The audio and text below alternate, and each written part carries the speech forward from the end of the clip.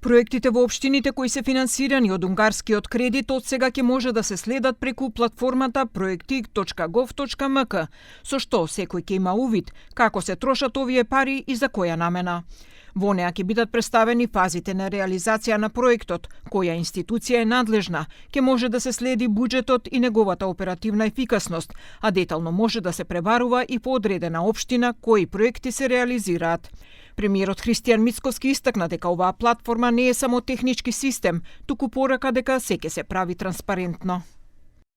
Воспоставуваме систем во кој секој граѓанин, секоја општина, секој новинар, секој представник на граѓанскиот сектор и секој релевантен чинител ќе може во реално време, транспарентно и прецизно да го следи текот на проектите кои ги финансира владата. Токму така треба да функционира една европска држава. Исто така граѓаните ќе имаат можност и да поставуваат прашање на платформата, како и да се интересираат за одредени податоци од проектот.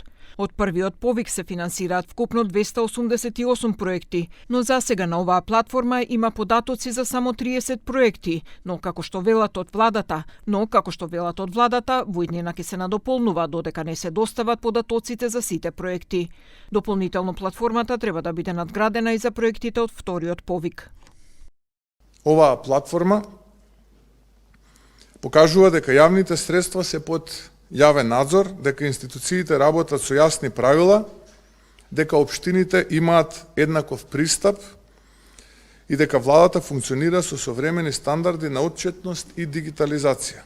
Општинските проекти финансирани со кредит кој владата го зеде од Унгарија се реализираат 288 проекти со вкупна вредност од околу 75 милиони евра, додека со вториот повик 828 нови проекти со вредност од над 225 милиони евра.